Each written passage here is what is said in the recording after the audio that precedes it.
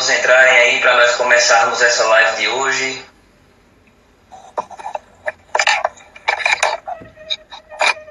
O Eduardo acaba de entrar. Tá me ouvindo bem, professor? Tô ouvindo bem. Vocês estão me ouvindo Tudo bem? certo aí? Tudo tranquilo. Ótimo, então. Então, aproveitar enquanto o pessoal entra, para dar alguns avisos aqui na nossa live. Pessoal, como nós fizemos com a live anterior do professor Gabriel Bulhões, eu disponibilizei a live no nosso canal do YouTube. Então, quem não conseguir ver a live de hoje, a live estará disponível lá no nosso canal nos próximos dias. Então, não terão esse problema aí de perder. Tá? Então, quem não viu, terá a chance de ver. Então, lá, quando chegar lá, curte, se inscreve no canal e terá mais esse canal aí para não perder, né? E como previamente combinado, a live de hoje, outra informação, a live de hoje é uma live diferente. Na verdade, se trata de uma conversa informal. E então eu peço que todos que tiverem alguma pergunta já coloquem na nossa caixa de mensagens, que no momento certo a gente vai colocar aqui na nossa conversa e faremos uma live mais informal. Então, assim, a participação, fiquem à vontade, a participação é livre de todos e todas, para que nós possamos fazer esse debate de forma bem aberta, tá, pessoal? E outra coisa também, antes que me esqueça, se tiverem problema com áudio, avisa na caixa de mensagem também, que a gente tenta resolver, tá? A gente quer fazer aqui a gente quer que essa live esteja perfeita para todos e todas, né? A live foi feita para vocês, então participem e falem se tiver alguma coisa errada, tá? Que a gente ajusta por aqui. E também aproveitar que o professor Eduardo está aqui online já. O professor gentilmente nos cedeu é uma grande novidade, né, professor? Gentilmente nos cedeu um exemplar do livro dele, Compliance e Crime Corporativo, que é esse aí que está aparecendo. Gentilmente nos cedeu esse livro para nós fazermos um sorteio nos próximos dias. Então, nos próximos dias nós colocaremos nas nossas páginas as regras do sorteio. Então, fiquem à vontade para participar e compartilhar, viu, minha gente? Então, sem mais delongas, professor Eduardo, mestre em Direito Penal pela Universidade Federal do Pernambuco e especialista em prevenção da sonegação tributária e da lavagem de ativos pela Universidade de Castilha-La Mancha, na Espanha, e anticorrupção pela Academia Internacional Anticorrupção em Luxemburgo, na Áustria. É advogado criminalista com atuação exclusiva nas áreas criminal, compliance e investigações, e é autor do livro Compliance e Crime Corporativo. Professor, antes de mais nada, eu gostaria de agradecer por ter cedido gentilmente um tempo para debatermos sobre esse assunto que, sem sombra de dúvida, está na agenda, né, do direito penal econômico, do direito penal empresarial. Então, agradeço em nome do Criminais em Debate essa disponibilização, por ter aceitado o nosso convite, né? E o agradecimento é todo meu, tá, Gabriel? Eu acho que eu estou tendo a oportunidade de participar de uma página extremamente relevante hoje em dia, né, que busca justamente fomentar as diversas áreas das ciências criminais e também está conectado com o que há de mais moderno, do que há de mais novo, de discussões nessa seara. Então, ter uma oportunidade de falar para os seus convidados, para os seguidores da sua página, é realmente uma alegria muito grande, né? Eu espero que, ao fim dessa live, apesar do tema ser extenso, mais do que complicado, do que qualquer outra coisa, também é extenso. Então, que as pessoas possam, no final dessa live, pelo menos ter uma boa dimensão de qual é o problema, né? E que saibam, afinal, pelo menos possam dizer mais ou menos o que é essa questão do compliance, né? Esse é o meu grande interesse, né, na participação aqui nessa live. Então, eu agradeço a você, especialmente, pelo convite, né? E eu espero que a gente possa ter uma live bem proveitosa para todo mundo. Maravilha, maravilha, professor Eduardo. Então vamos começar a nossa conversa, né? Já pela hora que chegou. Então, acho que podemos começar a nossa conversa falando sobre o início do compliance, né? O que é o compliance? Qual é a relação do compliance com as ciências criminais de forma geral? E como se deu o começo dos debates do compliance aqui no Brasil? Certo. Sobre a situação do que é o compliance propriamente dito, né? Eu tento fugir um pouco de uma definição certa, específica, né? Mas na concepção que eu trabalho junto aqui no nosso escritório, nós entendemos o compliance como um sistema integrado empresarial, certo? Um sistema de devido controle da pessoa jurídica, ou seja, entrar dentro de uma pessoa jurídica para criar diversos mecanismos de prevenção e controle dessa pessoa jurídica específica, seja ela uma empresa, seja ela uma organização, seja ela o que for. Um aglomerado de pessoas trabalhando de acordo com um determinado propósito. Né? E para que serve especificamente esse sistema de devido controle? O grande objetivo desse sistema de controle, que a gente mais para frente vai falar, obviamente, de quais são os requisitos, de quais são os elementos essenciais inerentes a qualquer tipo de programa de compliance, o grande propósito dele é evitar a prática de irregularidade, certo? Irregularidades essas podem ser tanto irregularidades internas à empresa, das normativas internas da empresa, quanto da legislação. Seja essa legislação a legislação penal, trabalhista, tributária, o que quer que seja. Então, para a gente começar definindo o que é compliance, é um sistema de devido controle dessa pessoa jurídica, né, em que se vai implementar uma série de mecanismos com um objetivo específico e evitar a prática de irregularidades dentro delas, de acordo com as políticas da empresa e com a legislação vigente. Se a empresa, por exemplo, tiver uma atuação internacional, ela tem que estar de olho também na legislação internacional, né, de todos os locais que ela atua. Então, em termos de um contorno, de uma definição, eu acho que é mais ou menos por aí, certo? Entendi. E... sim, perdão, pode? Pode contar, pode falar. Certo. Essas legislações internacionais seriam, por exemplo, o FCPA, o OXB, o Dodd-Frank Act, por exemplo? Obviamente que cada país vai ter uma legislação específica, né? Por exemplo, a Argentina tem uma lei de responsabilidade penal das pessoas jurídicas, em que o tema do compliance é tratado.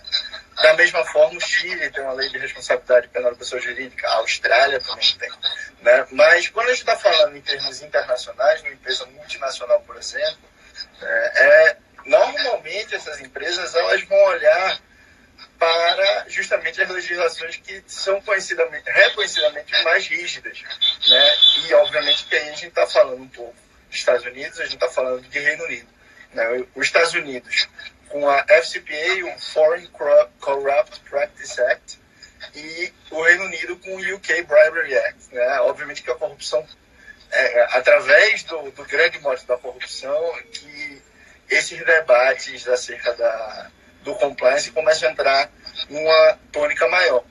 Então, é exatamente por aí, através dessas duas legislações internacionais, que não se limita a essas, tá? Essas são apenas duas significativamente. Né? Mas essas duas legislações em específico são legislações que são observadas pelos departamentos de compliance de grandes escritórios,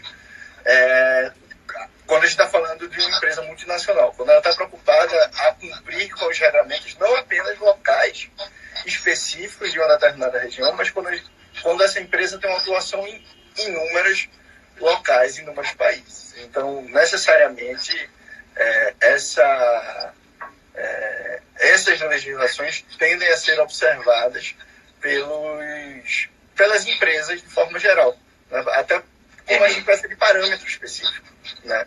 E trazendo um pouco essa discussão para o Brasil, né, de onde é que surge um pouco de uma verdadeira febre do compliance, eu posso dizer que eu posso falar porque eu acompanhei todo esse crescimento desse assunto.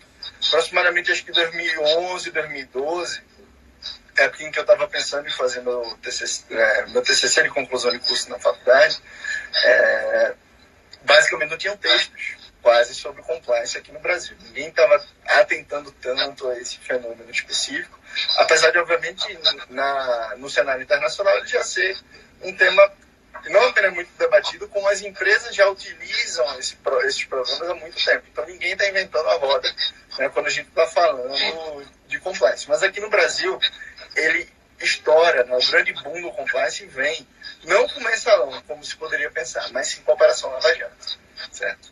Porque o mensalão tem uma característica específica, que ele pegou inúmeros políticos e etc., que foram eventualmente responsabilizados. Tinha algum núcleo empresarial, bancos, um banco especificamente, agência de publicidade, mas de forma efetiva, você não pode dizer que as empresas foram diretamente afetadas por conta do mensalão, né? Essa tônica muda, esse jogo muda quando a gente está falando da Operação Lava Jato.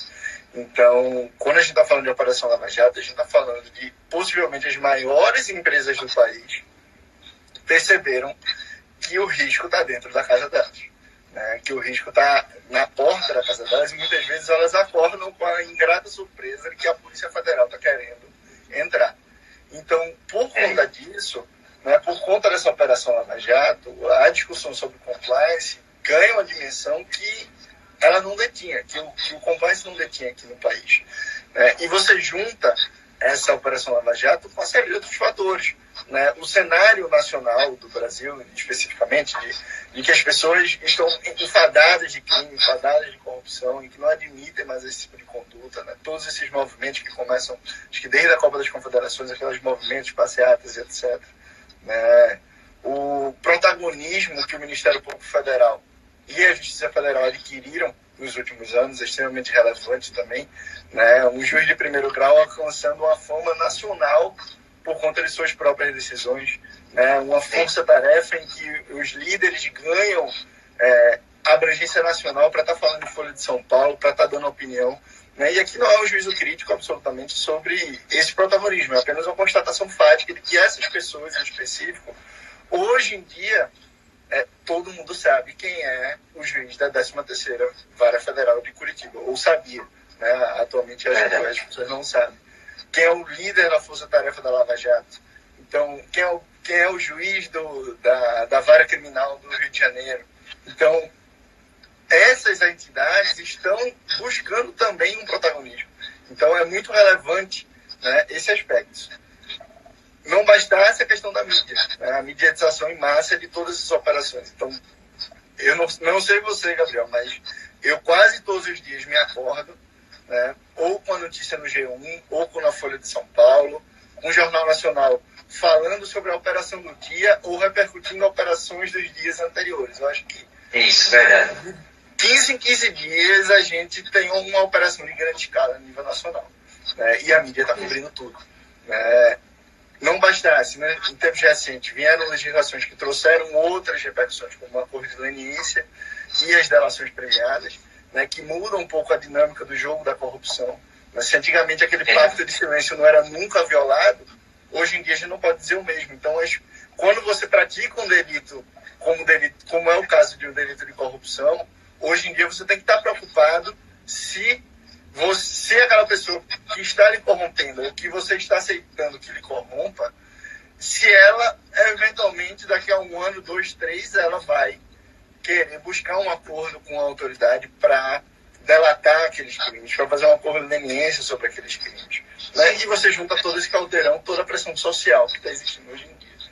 Então, o que é que esse cenário traz para a gente, Gabriel? Ele traz um aumento significativo do risco penal, certo? E um aumento significativo do risco penal para não apenas os empresários, como os políticos, como toda a cadeia envolvida a nível nacional, o núcleo de poder nacional.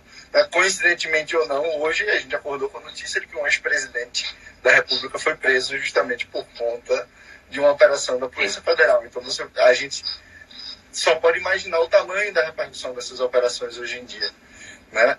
Então, é exatamente por aí que vem a necessidade de se falar de prevenção, de controle, de evitar a prática de delitos dentro de uma empresa. Porque hoje em dia as empresas só enxergam, são capazes de enxergar que o risco penal é um risco de fato muito relevante. Né? Entendi. Então, acho que nós podemos falar, na verdade, e aí volto naquele ponto das normativas internacionais, por exemplo, não sei se você concorda comigo, mas o fato da globalização, da mídia internacional publicando essas notícias, por exemplo, acho que a forma como essas notícias são publicadas internacionalmente pode até influenciar, por exemplo, nas próprias leis, né? Então, acho que a globalização e essa expansão do direito penal, por exemplo, terminam que influenciam, de certa forma, né, a consolidação de leis relativas ao compliance, por exemplo. Né? Não, sem dúvida, Gabriel, porque assim, hoje a gente não pode mais enxergar o Brasil como um país que está extremamente com as portas fechadas e que não está preocupado com a opinião internacional. Né? E, por exemplo, recentemente teve lá o encontro do Bolsonaro com o Trump, né? E um dos pleitos, né, dele é justamente uma maior relevância em determinados órgãos internacionais, como a OTAN, como a OCDE em especial. Sim. Né? E a OCDE ela tem uma série de normativas, que são normativas não vinculantes, na realidade, né? Que são recomendações. Mas essas recomendações, apesar de não serem obrigatórias, são quase. Né? Se um país quer ser um membro da OCDE e quer ter uma relevância dentro dessa organização internacional, as determinações da OCDE precisam ser seguidas por esses países que fazem parte dessa organização mundial. Né? Então, por conta disso, naturalmente, o Brasil vai querer se adequar, e quando eu falo se adequar, vai ser se adequar. O seu direito, o direito positivo do Brasil, vai se utilizar dessas normatizações internacionais, ainda que não sejam leis, que sejam uma espécie de soft law, né, uma lei suave, né, que não são imposições, são apenas recomendações desses organismos internacionais, para poder internalizar essas práticas dentro da legislação nacional e, eventualmente, essas recomendações internacionais, que não eram leis, passam a ser leis. Né, e tornam-se positivários em nossos direitos, passando, obviamente, a serem obrigatórios e mandatórios para todos que querem, todos os cidadãos. Né? Então, por conta disso, é muito pertinente essa sua pergunta. Né? O Brasil não está isolado no mundo, ponto 1, e as recomendações internacionais repercutem diretamente no nosso direito. Né? Então, eu acho que a relação dessa situação entre o Brasil e essas entidades internacionais e com o compliance, porque a OCDE trata dessa questão do compliance também, de leis de anticorrupção, de programas anti-lavagem, etc. Então, o Brasil está necessariamente conectado a essas normatizações internacionais e busca se adequar a elas. Tá. Então, falando em normatização, por exemplo, qual é a relação do compliance com as diretrizes das ciências criminais? Por exemplo, criminologia econômica, direito penal, processo penal. Qual é a relação do compliance com isso tudo? Eu acho que essa pergunta, na verdade, a gente pode até valer um pouco ela para o final, porque talvez fique mais interessante a gente debater sobre o que é o compliance propriamente dito, como é que ele funciona na prática, né, para que o pessoal que está assistindo aí tenha mais claro a conexão desses programas de compliance com todas as disciplinas das ciências criminais, seja ela a criminologia, seja ela o direito penal, seja ela o direito processual penal. E eu lhe garanto, ela está conectada absolutamente com todos esses elementos daí. Certo. E assim, a gente sabe também da existência de vários tipos de programas de compliance, por exemplo, o próprio compliance trabalhista, tem compliance ambiental. E qual a diferença entre um compliance criminal para um compliance ambiental, um trabalhista, por exemplo? Isso.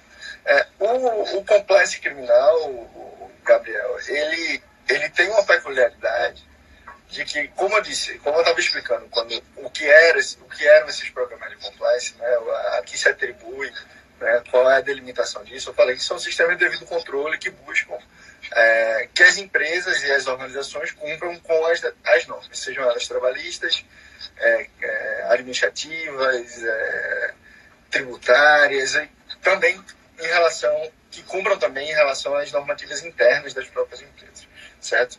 Com isso posto, a ideia de um compliance criminal é dotar esse mecanismo de devido controle com uma ótica voltada para os crimes, certo?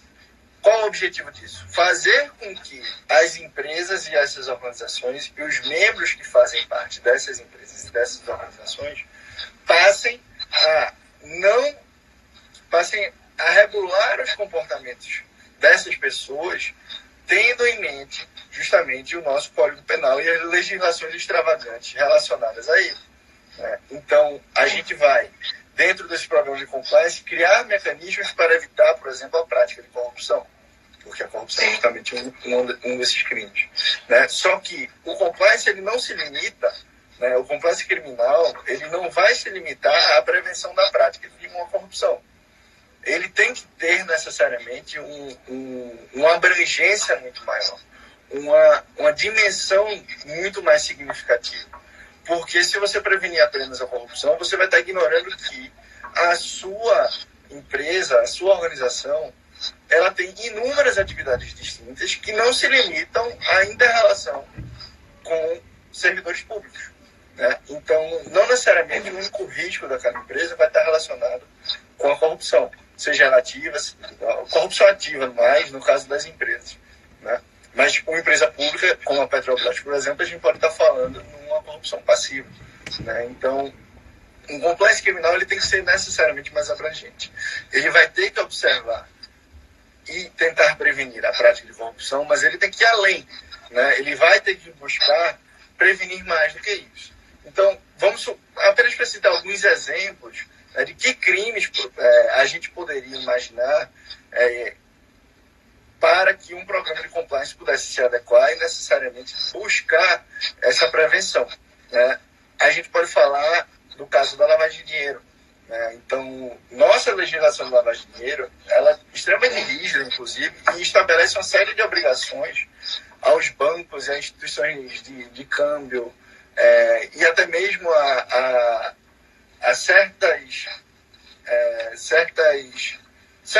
certos pontos de consumo de bens de grande valor. Né? Então, se a gente pegar o caso da própria Lava Jato, recentemente, a gente vai observar um precedente muito interessante sobre a questão da lavagem de dinheiro. Por quê?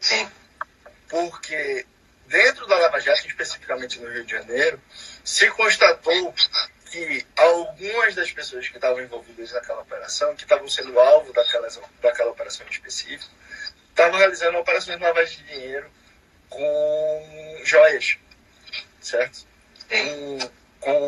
Através da compra de diversas mercadorias, muitas vezes com dinheiro espécie, né? Muitas vezes sem emissão de nota fiscal. Então, por conta justamente desse descuido das empresas responsáveis, das joalherias, né, elas se viram na mira da Lava Jato, ainda que, em tese, não tenham praticado nenhum delito. Né? Elas não foram corruptas, né? Mas elas estavam facilitando, através do bem, especificamente as joias, com que pessoas corruptas, pessoas que haviam se corrompido, se utilizassem do mecanismo de comprar joias para poder realizar uma lavagem de dinheiro. E elas fecharam os olhos justamente para essa operação. Elas não tinham controles para evitar isso daí e justamente iam de encontro com todas as normatizações a respeito. Né? Então, a gente pode falar também que o compliance criminal ele vai ter que prestar atenção nos riscos de lavagem de dinheiro, a depender do setor. Da mesma forma, a formação de cartéis, né? O acordo entre as empresas, a gente estabelecer regras para que concorrentes se encontrem, né? Evitando que eles combinem preços, dividam mercados, fraudes de licitação, buscando evitar que as empresas entrem em conluio para fraudar determinado certame licitatório, né, que minem a concorrência e, obviamente, que o erário público que estava ali querendo contratar o menor preço. Da mesma forma, indo um pouco mais além, a questão do trabalho análogo a escravo. Né? A gente teve alguns casos aqui no Brasil em que empresas de moda e de outros setores igualmente foram responsabilizados por conta de terceirizados que elas contratavam, e esses terceirizados contratavam mão de obra com uma qualidade análoga de escravo, não oferecendo condições, etc. Né? Por mais que o dono da empresa possa não ter praticado diretamente, ele foi leniente com aquilo, né? E viu a própria marca exposta em toda a mídia nacional, né? Como se ela contratasse trabalho escravo, né? E se a gente sai um pouco do risco para a própria empresa, né, o risco dela ser alvo de uma persecução, a gente pode falar também de inúmeras condutas que podem ser praticadas em detrimento dela. Então, eu trabalho aqui, como você sabe, no escritório de advocacia criminal, então costumeiramente a gente é procurado por empresas que sofreram verdadeiros golpes, sejam dos funcionários, sejam dos sócios, sejam dos consorciados, em que essas empresas especificamente, basicamente, tiravam dinheiro dentro dessas empresas através de diversos mecanismos. Então, um programa de compliance com foco nessa questão criminal pode ajudar, inclusive, né, a própria empresa a impedir que crimes sejam praticados contra ela. Né? Entendi. E aí você falou, por exemplo, dessa da Operação Lava Jato no Rio de Janeiro e a compra de joias, por exemplo, em relação à lavagem de dinheiro, e aí eu lembrei daquele caso também do assalto ao Banco Central em Fortaleza, né, com a compra de 9 automóveis na concessionária, por exemplo, né? Seria um caso, né? Uma concessionária, e isso a gente já viu alguns casos específicos aqui, que a gente já atuou, né, da pessoa, de inúmeros indivíduos que praticam algum crime específico, recebem o dinheiro, obviamente, em espécie, ou através de transferências bancárias que depois são sacadas, e a pessoa vai até uma concessionária específica e compra o carro com dinheiro em espécie. Né? Então, as próprias concessionárias, muitas vezes, podem ter o risco de estarem sendo utilizadas para lavagem de dinheiro. Né? E esses bens de luxo, né, obviamente que são um objeto preferido desses criminosos para eventualmente dar uma destinação para aquele dinheiro que foi apreendido, para obviamente eles não ficaram com aquele dinheiro, malas de dinheiro dentro de casa. Né? Então, a indústria de bens de consumo de luxo é muitas vezes muito procurada justamente com essa finalidade. E nesse caso do Banco Central, inclusive, foi no dia seguinte ao roubo, né? Então, acho que ficou primeiro assim, com nota de R$50, se eu não me engano, né? Então, por exemplo, eu posso até associar isso com a própria teoria da segredo deliberada, né? Por exemplo, a própria responsabilização penal dos diretores. Mas assim, os diretores têm que se preocupar com possíveis danos ocorrentes da falta de um programa de compliance, por exemplo? Tem que se preocupar, e tem que se preocupar e muito, eu diria. Porque tanto os diretores têm que se preocupar, quanto a própria pessoa jurídica, a própria empresa, a organização tem que se preocupar também. Né? Só que, obviamente, que a preocupação vai ser diferente a depender de quem você esteja falando. Quando a gente está falando de diretores, empresários, ou CEOs, por exemplo, né? Pessoas que são, vamos dizer assim, os responsáveis diretos pela atividade econômica. Né? Quando a gente está falando desse tipo de pessoa, né, é preciso entender que numa atividade empresarial complexa, via de regra, os diretores não vão ficar no dia a dia à frente dessas condutas. Então, por mais que eles possam querer praticar determinados crimes, não necessariamente são eles que vão lá até a ponta executar aquela conduta específica. Né? Então, o que é que acontece? Isso pode gerar uma falsa sensação de segurança, uma falsa sensação de conforto de que nada vai acontecer com eles, certo? De que não há o que se preocupar. Mas essa sensação é totalmente enganosa. Por quê?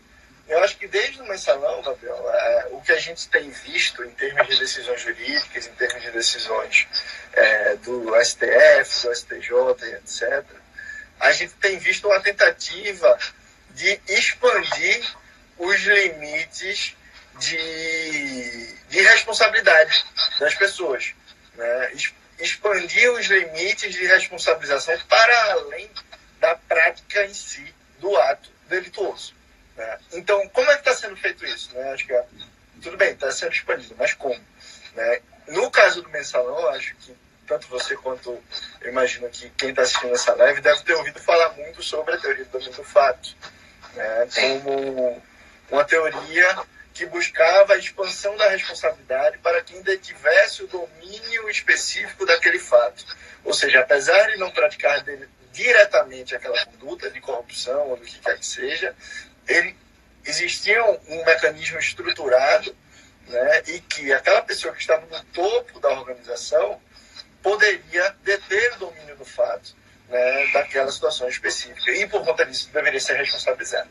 E aquilo sem qualquer tipo de juízo acerca do acerto ou do desacerto da utilização dessa teoria. É muito criticável, né, e acho que desde 2013, 2012 para cá, do Mensalão para cá, já vieram muitos artigos, livros, etc., né, falando que é um absurdo, né, a utilização de uma teoria estrangeira voltada para o pós-guerra de 1945, a Segunda Guerra Mundial, ser simplesmente importada e utilizada sem qualquer tipo de critério, né, em contrariedade com o que o próprio Claude Roxin teria pensado. Mas isso para a gente, obviamente que tem a questão da parte crítica do jurista que se manifesta, obviamente que a gente não tem que escutar isso calado e achar bom que o STF fez isso. Mas a gente tem que reconhecer também o viés pragmático, ou seja, essa teoria foi utilizada desta forma e com esses motivos e foi utilizada para justificar uma condenação. Ou seja, uma pessoa que não praticou diretamente aquele fato se viu responsabilizada com base nessa teoria. Né? Da mesma forma, a questão da cegueira deliberada.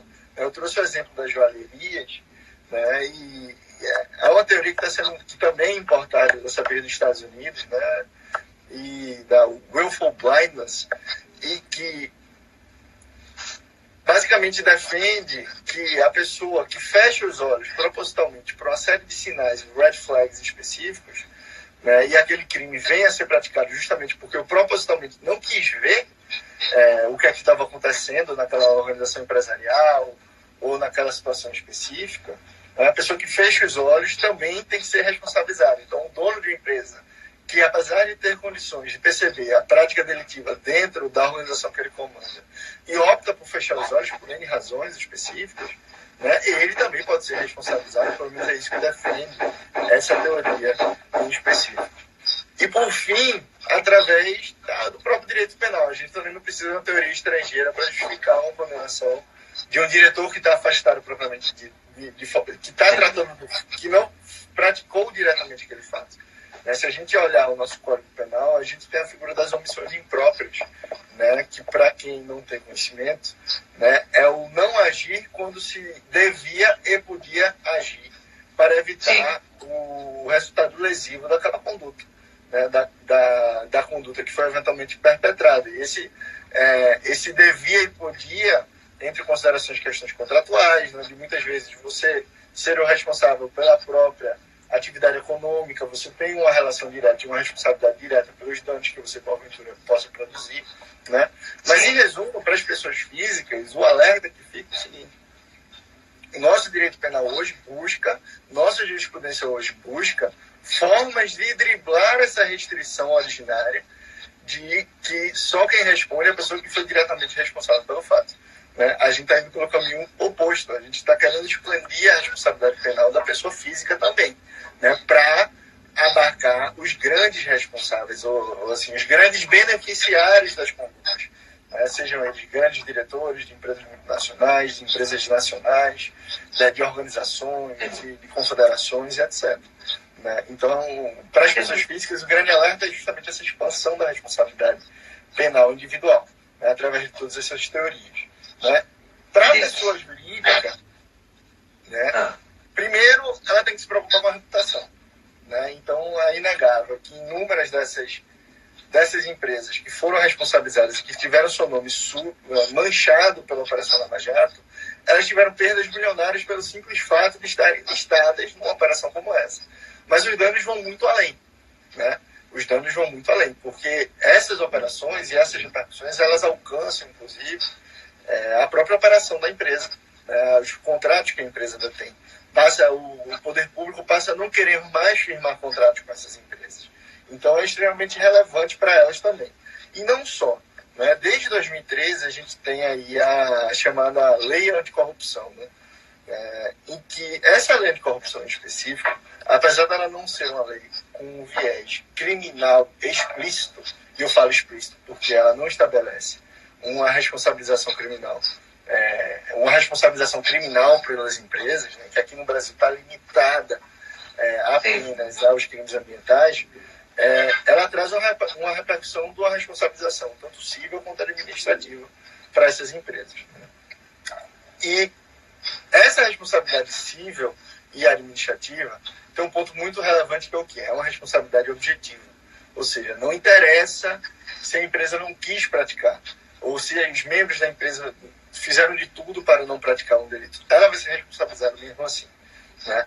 E as sanções estabelecidas por essa lei anticorrupção, elas são gravíssimas. Elas podem alcançar até mesmo o percentual de 20% sobre o faturamento bruto da empresa naquele ano, né? No ano anterior à prática do delito.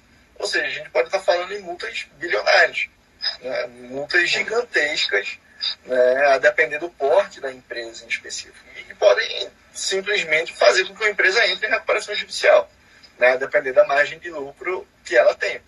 Né? Então, são sanções muito graves que são estabelecidas. Né? Só que, principalmente nessa lei de corrupção, que a gente traz essa discussão acerca do compliance. Né? Porque, da mesma forma que a lei de corrupção ela atribui essas sanções, ela também, por outro lado, ela busca evitar, né? Ela busca recompensar, na verdade, acho que a palavra que eu quero usar é essa, ela busca recompensar as empresas que tiveram, antes da perpetração daquele fato corrupto, daquela prática de corrupção, de uma fraude de licitação, porque a lei anticorrupção é um pouco abrangente nas condutas que podem ser utilizadas para acionar essa lei, né? Ela busca recompensar as empresas que tinham um programa de compliance efetivo. Né? E está lá no artigo 7º, inciso 8, né? E aqui, só para trazer o ipsilíteres do inciso 8, ele diz o seguinte: a existência de mecanismos e procedimentos internos de integridade, auditoria incentiva a denúncia de irregularidades e aplicação efetiva de códigos de ética e de conduta no âmbito da pessoa jurídica serão levados em consideração na aplicação de sanções, justamente aí para poder diminuir as sanções que podem ser, porventura, estabelecidas para essas empresas. Né? Então, e aí você tocou até, desculpa atrapalhar, mas você tocou até num ponto importante, que é a relação entre compliance e reputação empresarial. Né? Por exemplo, nós temos aquele caso icônico nos Estados Unidos do Ford Pinto, né? Que a empresa, a própria montadora, fez uma relação entre indenização e lucros, né? E percebeu que o que ela ia pagar de indenização não superaria a quantidade de lucros que ela teria. Então, teria relação também com a reputação, né? Na verdade, com essa relação que ela fez, ela pensou em um curto prazo e não a longo prazo, né? A longo prazo ela pode ter a reputação abalada, pode ter contratos cancelados, por exemplo. Então, é uma via que pode chegar a essa negativação da reputação, por exemplo, também, né? Não, sem dúvida. Sem dúvida. E a gente está falando, se a gente pensar em casos locais, a gente vai pensar em inúmeras empresas. Mas existem verdadeiros escândalos globais, né, em que a reputação da empresa se vê manchada em todo o globo. Basta dizer, por exemplo, o escândalo do Facebook, do vazamento de dados sigilosos. Sim, também. Ou da Siemens também, né? Um escândalo recente da Volkswagen, né, em que, por conta de alguns presos, de algumas irregularidades, de algumas inobservâncias às determinações ambientais, né, que os veículos teriam que prestar atenção. Né? Então, o impacto hoje em dia da reputação dessas empresas é um impacto, muitas vezes, que pode vai alcançar todos os locais em que essa empresa for relevante, eu não tenho dúvida disso. Então, a Volkswagen é uma empresa global. Então, o impacto, a reputação dessa empresa é um impacto global, porque isso é notícia para todos os lugares que ela opera, da mesma forma no Facebook.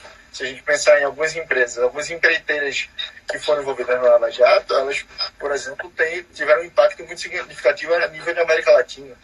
Né? Então, obviamente, que depende do tamanho da empresa, mas o impacto da reputação é certo? Entendi. E aí nós temos até uma pergunta da Carol aqui, que ela pergunta: e como fica o Estado regulador no meio disso? Há uma exigência que sejam feitos esses programas de compliance, mais fiscalização, por exemplo. Aí talvez entraria naquela autorregulação regulada, na relação entre o Estado, intervenção com as empresas, por exemplo, professor. Isso a gente entra um pouco na discussão que relativamente complexa, que não caberia tanto a gente se aprofundar nessa live. Né? Quem quiser, compliance corporativa vai estar lá em mais detalhes nessa discussão. Mas a ideia de que o Estado não tem como sozinho realizar toda a regulação das entidades particulares, né? De que ele precisa sair um pouco de uma ideia do Estado keynesiano que tudo tenta regular, para uma ideia de uma parceria, uma autorregulação regulada, em que ele passa parte dessa regulação para as pessoas, para os entes empresariais, né, que estão mais diretamente envolvidos com esse risco, né, e estabelece uma série de critérios que esses entes particulares precisam seguir. Né, e a partir desta regulação desses entes particulares, ela realiza uma regulação da autorregulação. Daí o nome autorregulação regulada. Né? Então, é fundamental que o Estado também participe dessa regulação, não se deixando, nem tentando fazer tudo só, e nem delegando completamente esse poder regulatório para as empresas, corporações, organizações. E na prática, professor, quais são os instrumentos necessários para um programa de compliance eficaz na área criminal? Por exemplo, você citou a parte dos dirigentes, por exemplo. A gente sabe que os dirigentes devem dar o exemplo, né? O exemplo, o tom quando é top, o exemplo deve partir de cima. Então, se os próprios dirigentes empresariais não dão um exemplo, como é que os empregados das camadas mais baixas vão seguir esse exemplo? Também o próprio canal de denúncia, né? Seria importante, né? Mas quais são os instrumentos importantes para um programa de compliance eficaz? Gabriel, primeiro a gente precisa pensar, fazer algumas considerações prévias. Número 1, o compliance não pode ser uma fórmula de padaria. Né? A gente não pode pegar um sistema de uma empresa e copiar em outro. A gente tem que, primeiro, observar o tamanho dessa empresa, ver a complexidade orgânica que ela tem. Se é uma empresa multinacional, se é uma empresa nacional, se é uma empresa regional, quantos funcionários ela tem. Isso é extremamente relevante para a gente saber exatamente a própria dimensão dos mecanismos. Isso é um ponto 1. Um ponto 2 é que ela precisa tentar qual é o nicho de atividade dela. Eu acho que você concorda comigo que uma empresa química, uma empresa petroquímica, por exemplo, vai ter riscos completamente diferentes na sua atividade do que uma empresa do ramo hospitalar, né? Ou de uma empresa de construção civil, por exemplo. Então, vai depender, o programa de compliance vai depender totalmente, né, como formar esse programa de compliance vai depender do ramo que essa empresa atua, da quantidade de funcionários dessa empresa. Né. Não existe uma fórmula certa. Né. O que a gente normalmente segue, né, quando a gente pensa em implementar um programa de compliance dentro de uma empresa, né, a gente vai observar essa atividade dessa empresa e fazer um programa de compliance de acordo com as necessidades dessa empresa. Mas, obviamente, que existe uma série de elementos necessários em todo e qualquer programa, certo? Né? Então, eu vou dar uma passada relativamente rápida, a gente acho que não tem tempo também para entrar na minúcia dos detalhes de cada uma desses requisitos, né? Mas a gente pode dar uma passada rápida, mais ou menos, quais elementos são necessários para que esses programas de compliance possam ser considerados pelo menos minimamente efetivos. Né? Tem uma eficácia comprovada. Né? Primeiro ponto, você falou corretamente, que é o tone de top. Né? Diferentemente de outros processos empresariais, o compliance ele não pode começar do fundo da organização, da base da pirâmide. É um processo que necessariamente a gente tem que entender o compliance como um processo de empresa. Ela tem que adequar os processos que a empresa já pratica à dinâmica do compliance. Certo? Então, diferentemente de uma série de outros mecanismos e de ISOs, etc., que podem ser implementados da base da pirâmide para cima, o compliance ele precisa vir do topo da organização. Não adianta nada um gerente ou um diretor regional querer que a empresa atue de acordo com a legalidade, de acordo com as normas, e o CEO, o acionista, o presidente do conselho da empresa dá uma determinação para ele de que ou ele age dessa forma, ou ele vai perder o emprego dele. Então a gente sabe muito bem que se vier uma determinação nesse sentido, fatalmente aquele gerente vai ter que se adaptar ou então vai ter que sair para a prova. Então, por conta disso, é um processo que precisa do apoio da direção. O tone de top é o tom que vem de cima, o exemplo que vem de cima. Então, o programa de compliance necessariamente começa com esse exemplo da direção da empresa, certo? Mas não basta só o exemplo. A empresa tem que criar os meios necessários para que aquele programa de compliance funcione. Então, antes da gente falar dos mecanismos, tem 2 elementos específicos que precisam ser tratados. Número 1, independência. O setor de compliance precisa ser independente. Ele não pode ter o rabo preso, para falar numa linguagem mais direta. Ele não pode, o compliance officer ele não pode não poder investigar alguém porque a empresa quer passar a mão em cima da cabeça dessa pessoa.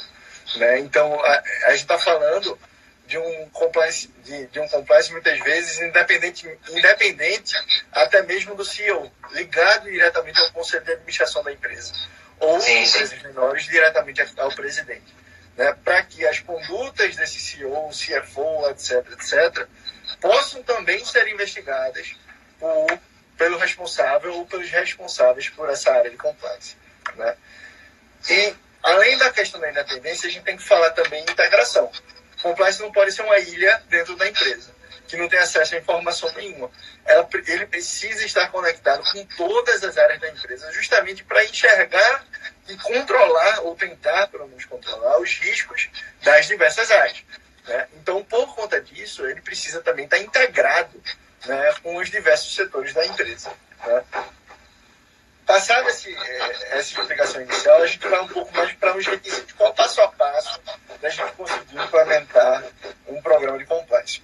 Ponto 1. Passo número 1 é fazer uma análise de risco. Não adianta a gente dar um remédio sem saber qual é a doença.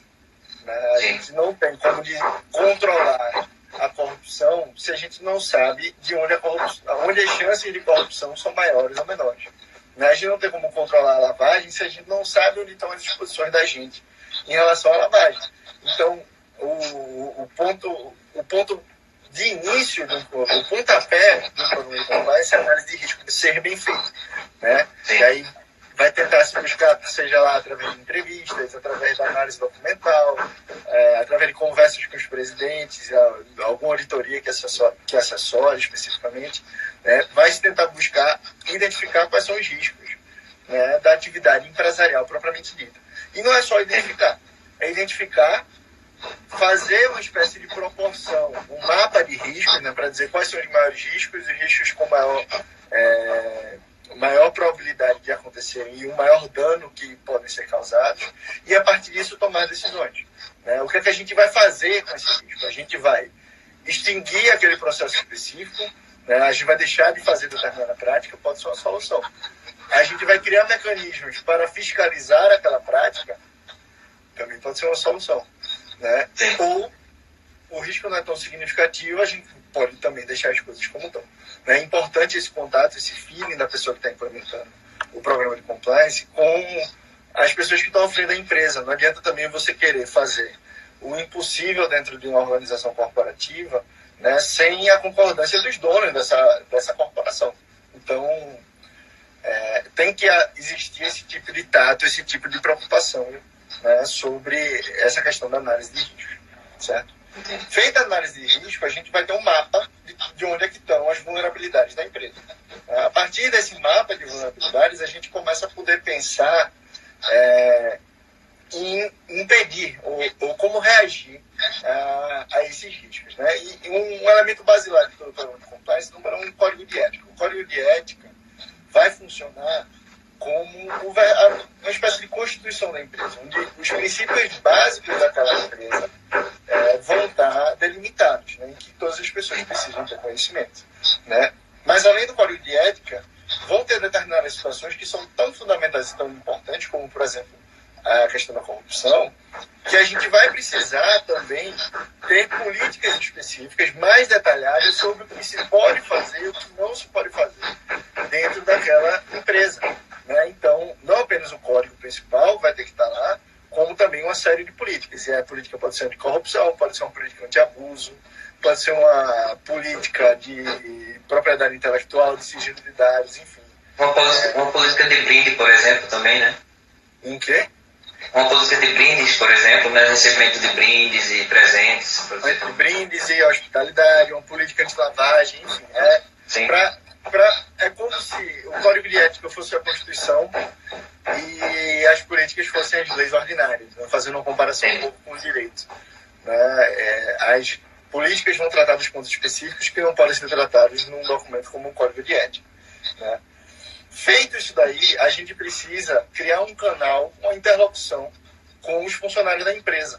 Né? A gente precisa que, se você está informando que você não aceita, não tolera determinados tipos de conduta, você precisa criar um canal com seus funcionários para que essas pessoas entrem em contato, né, e para que as irregularidades possam chegar ao seu conhecimento. Né? E aí justamente que entra a figura do canal de denúncia, seja ele um hotline, seja ele uma caixa de entrada, seja ele uma central telefônica. Tem muitas empresas hoje em dia que oferecem um serviço de 24 horas por dia, com psicólogos, etc., justamente para captar essas denúncias, né, para que as irregularidades possam se tornar do conhecimento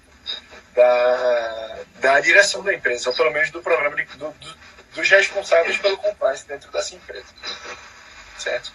Algumas irregularidades a gente não vai conseguir constatar com a mera criação de um canal de denúncias. Então, além desse controle do canal de denúncias, a gente precisa também contar com controle contábil, né? A realização de auditorias contábeis, né? Sobre as transações financeiras da empresa, sobre a própria contabilidade. É também muito importante, porque muitos dos crimes, o único rastro que deixa justamente é o rastro financeiro. Né? Quando a gente não percebe, o prejuízo já está lá especificado. Né? Feito isso tudo, né, a gente implementou, fez o Código de Ética, fez as políticas, implementou um canal de denúncia, descobrimos quais são os nossos riscos, querendo mitigar. Né? O próximo passo agora é a gente treinar. Né? A gente precisa comunicar a todos os nossos funcionários, né, quais são os regramentos específicos que eles têm que observar, o que é que eles têm que fazer. E, para além disso, além de comunicar, a gente precisa fazer treinamentos específicos voltados para o compliance. Então, toda empresa tem uma série de treinamentos, muitas vezes voltados para a operação propriamente dita. Então, é começar a pensar em determinados treinamentos para voltados exclusivamente para essa dinâmica do compliance. Certo? Sim. Mesmo com todos esses mecanismos, às vezes, a gente também encontra irregularidades. As irregularidades acontecem, faz parte da índole do ser humano, muitas vezes, simplesmente descumprir com as normas, né, querendo benefícios. Né? E aí, necessariamente, a gente precisa investigar. A gente precisa se essa denúncia, se o conhecimento de irregularidade dentro da empresa for descoberto, a gente precisa ir a fundo para saber exatamente qual a dimensão dessa irregularidade. E aí, pode-se fazer investigações com a ouvida da própria pessoa ofensora, a gente entra também numa discussão muito interessante, que é o sigilo profissional, dos dados profissionais, se eles pertencem ao empregado, se eles pertencem à empresa. Né? Não cabe também a gente aqui entrar nesse tipo de detalhe. Né? Finalizada a investigação interna que constatou irregularidade, a gente precisa dar o exemplo. Né? A gente precisa de uma punição adequada. Então, é muito interessante que a empresa estabeleça quais são as sanções possíveis, seja uma suspensão, uma advertência verbal, uma advertência por escrito, uma demissão por justa causa ou uma demissão sem justa causa. Todo esse tipo de coisa tem que ser pensado. Né? O que fazer com a pessoa que foi constatada que estava praticando alguma irregularidade? Né? Ter algum tipo de regramento disciplinar previsto para esse tipo de situação. Certo? Entendi. E não basta também, a empresa também tem que ser ativa. Né? Ela não tem que simplesmente ficar esperando o problema chegar. Né? Alguém dar conhecimento a essa empresa. Ela tem que estar atenta também, e fazer uma série, o que a gente chama de due diligence. Né? Se preocupar, fazer a diligência devida para evitar a prática desses delitos. E isso não se limita apenas aos seus funcionários, às pessoas que fazem parte da empresa. Né? Hoje em dia, a empresa tem que estar preocupada com quem ela está contratando. Né? Tem que se saber quem são os terceiros que ela está contratando. Né? Fazer uma diligência, saber ir a fundo para tentar descobrir se esses terceiros toleram ou não prática de irregularidade. né? Porque, por exemplo, muitas empresas participam de licitações e botam terceiros para participar em nome delas, né? Como procuradores, etc. Quem são esses terceiros? Esse terceiro pode estar praticando uma irregularidade, e essa mesma consideração tem que existir do due diligence quando a gente está pensando, né, na compra de grandes empresas, né, na fusão, em fusões e aquisições, por exemplo. Né, a gente tem que pensar também nessa figura do due diligence, né, porque se você está disposto a gastar um capital para adquirir uma empresa nova, para se fundir com outra empresa, você tem que estar ciente dos riscos que essa outra empresa oferece, né, para a sua nova empresa. Porque muitas das coisas do passado podem, né, voltar para assombrar essa nova empresa. Né? E ao final de tudo isso, a gente precisa auditar, a gente precisa revisar e a gente precisa monitorar. Né? Esses três procedimentos são essenciais também. Não basta implementar esse programa e esquecer que ele existe. É um programa orgânico, é um programa que exige uma revisão constante, um monitoramento constante, pessoas diretamente relacionadas a esse tipo de programa, né? E uma auditoria para tentar enxergar também aqueles pontos cegos, né, que não são enxergados no dia a dia. Né? Obviamente que é muita informação para um período de tempo muito pequeno, né, mas eu acho que dá para ter mais ou menos uma noção do que seria esse sistema de controle. Né? É trazer a prevenção para dentro das organizações, né, através de diversos mecanismos, diversos processos empresariais distintos, voltados a essa finalidade específica. E assim, eu acho assim, não sei se você concorda comigo, mas eu acho que o programa de compliance realmente efetivo não é aquele que tem somente esses mecanismos todos, mas aquele que observa as irregularidades e tenta corrigi-las. Esse sim veste a camisa do compliance. É aquele que vê as irregularidades e tenta mudar. Aquele que observa as irregularidades e não tenta mudar, para mim, na verdade, é um programa de compliance cosmético, né? Exatamente. A empresa tem que estar preocupada em evoluir, né? A cada ano fazer um programa de compliance melhor, fazer um programa de compliance mais efetivo, né? Aprender com os erros que com certeza vão acontecer dentro da empresa, para que no ano seguinte, na gestão seguinte, esses erros não voltem a se repetir, ou pelo menos que se minimize a possibilidade desses equívocos acontecerem dentro da operação da empresa.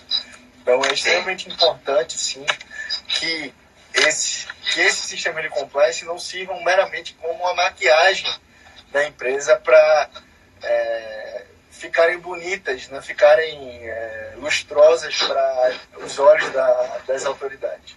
É importante que essas empresas, de fato, busquem prevenir e levar a sério esses problemas, porque só assim elas vão conseguir, de fato, alcançar resultados satisfatórios. Né? E, para além disso, a gente não pode enxergar o compliance apenas como um custo para a empresa. Né? Na verdade, é um investimento a longo prazo, porque o que ela pode evitar de problema para a sua empresa, né, de gasto futuro, porque um problema criminal de grande porte, ele traz uma série de problemas financeiros, né, de grande monta para as empresas. Recentemente, tiveram algumas empresas aqui no estado que foram proibidas de contratar com o poder público por conta de, enfim, determinações judiciais, porque membros daquela empresa, em tese, praticaram delitos. E o que acontece? Com uma licitação, a empresa perde 15 milhões, perde 20 milhões. Né? Então, às vezes, um custo com compliance muito menor do que esse montante pode lhe trazer uma série de benefícios não óbvios, né? Não evidentes, que contribuem muito para a própria empresa. Para pensar, se você quiser pensar exclusivamente na situação financeira da empresa, esses problemas podem também trazer um benefício financeiro não óbvio, não evidente, que são gigantescos a longo prazo. Porque toda empresa está exposta. Toda empresa está exposta a esse tipo de risco. Né? A gente observa essas notícias nos jornais, etc., e acha que isso nunca vai chegar na nossa porta. Nunca vai acontecer na minha empresa, isso nunca pode acontecer, porque eu não sou corrupto, porque eu não faço isso, porque eu não faço aquilo. Mas às vezes as coisas acontecem em detrimento da sua vontade, em detrimento da sua...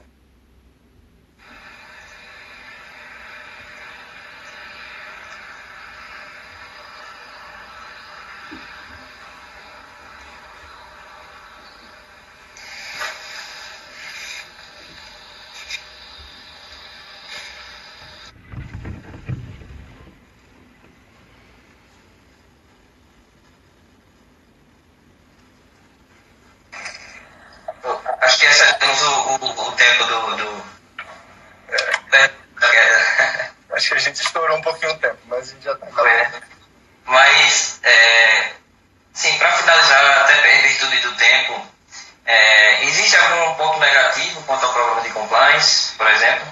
Existe. Primeiro, essa questão da cosmética que a gente já falou, né? Mas eu acho que, do ponto de vista das empresas também, muitas empresas que a gente escuta reclamam da insegurança jurídica, né? De quais são os parâmetros necessários, o que é que tem que ser feito, como é que eu vou saber se, de fato, aquela minha prevenção está sendo suficiente, se ela vai ser considerada pelas autoridades, né? E é uma reclamação frequente que a gente vê dessas empresas e que muitas vezes, de fato, ficam sem, por mais que queiram, não sabem exatamente o que elas têm que fazer para evitar, para que as autoridades considerem o programa como um programa de compliance efetivo, né?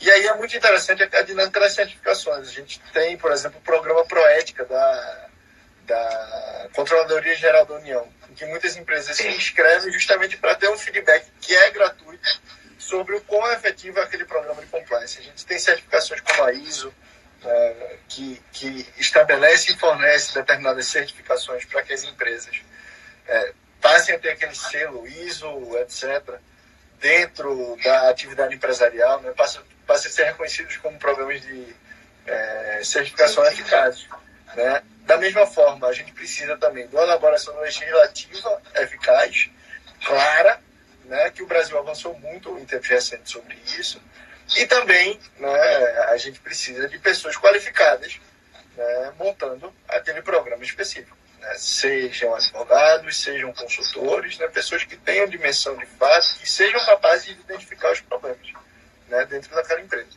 né? Esse programa da segurança jurídica é muito relevante. Da mesma forma, em relação às empresas, a questão da cosmética, que, como a gente falou, não adianta apenas o querer, né? A vontade de tentar evitar a prática delitiva, né? Tem que existir pela empresa um comprometimento real sobre o risco do programa de compliance virar uma mera maquiagem dentro da empresa, né? Então, a preocupação da empresa com essa questão da cosmética tem que ser muito relevante, né? A empresa tem que dar a independência para os responsáveis, tem que ter uma aproximação com as autoridades, né? Eventualmente com a prática de determinadas irregularidades. Então, são esses dois problemas que não são os únicos, tá? Na prática, a gente enxerga muitos outros problemas, dúvidas que surgem, mas assim, são os problemas que eu encaro como os problemas fundamentais da gente ultrapassar para que a gente possa falar realmente numa cultura de compliance efetiva, né? Que a empresa tem que buscar realmente a ética corporativa, estimular a ética de seus funcionários para que eles não pratiquem irregularidade, certo? E agora, pegando um gancho para responder, eu acho que é a pergunta que você fez bem no início da nossa live, né? O que é que isso tudo que a gente está falando aqui tem a ver, de fato, com o direito penal, com a criminologia, com o direito penal processual penal, certo? A pergunta tão aguardada, né? A pergunta tão aguardada da live.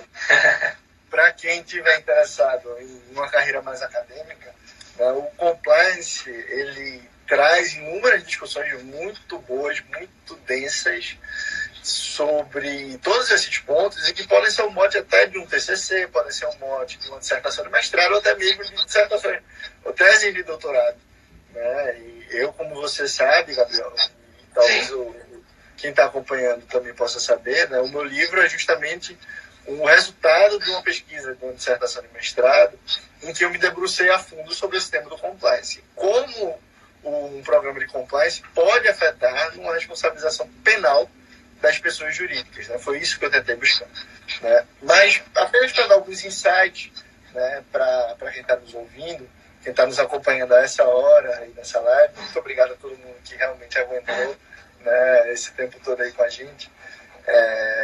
Em relação, por exemplo, ao compliance e criminologia. Quando a gente está falando de compliance, a gente está falando em prevenção, a gente está falando em controle da pessoa jurídica. Então, a criminologia, em muitas de suas teorias, né, a teoria da associação diferencial de Edwin Sutherland, e inúmeras outras teorias, obviamente que mais focadas na questão da criminalidade do colarinho branco, a criminalidade econômica, busca às vezes motivações para o crime, formas de evitar a prática de desvios, de comportamentos desviantes dentro do núcleo empresarial. Então, o compliance se relaciona diretamente com a criminologia, bebe na fonte da criminologia, né, justamente para buscar estratégias para minimizar os riscos criminais dentro dessas organizações, né. O compliance bebe também, né, tem uma interlocução muito interessante também com o direito processual penal, né, porque quando a gente fala em investigações internas, por exemplo, a gente pode estar pensando na validade da prova, até que ponto as provas de uma investigação interna podem ser utilizadas no futuro para uma delação premiada, para uma ação penal propriamente dita, até que ponto o direito à intimidade do funcionário, o direito de não produzir provas como símbolo do eventual ofensor deve ou pode ser respeitado no âmbito da investigação interna, né? A questão de se os canais de denúncia podem aceitar ou não denúncias anônimas, né? Então, tem uma série de discussões de direito processual penal, em especial relacionadas com a questão da prova, da validade da prova, né, de nulidades, etc., que é muito interessante e muito densa também, né? E, para finalizar, também em relação ao direito penal, né? Como eu falei, eu fiz toda uma pesquisa relacionando o direito penal, a responsabilidade penal das pessoas jurídicas e os programas de compliance, né? Até em que medida esses programas podem criar um novo modelo de responsabilização penal dessas entidades, né, através de uma dinâmica de autorresponsabilização, né. Pode se relacionar também o compliance em relação aos diretores, né, até que ponto um programa de compliance efetivo pode evitar a responsabilização de quem está no topo da empresa, né, até que ponto a prática de um delito dentro da empresa pode gerar uma responsabilidade por omissão, seja ela própria ou imprópria, da pessoa responsável pelo compliance. Então, esses são apenas alguns exemplos, gente, de inúmeros pontos possíveis de debate, de produção de artigo, de pesquisa, né, relacionando o compliance com essa nossa ciência criminal. Então, fica aí realmente de recomendação, né, alguns pontos de aproximação entre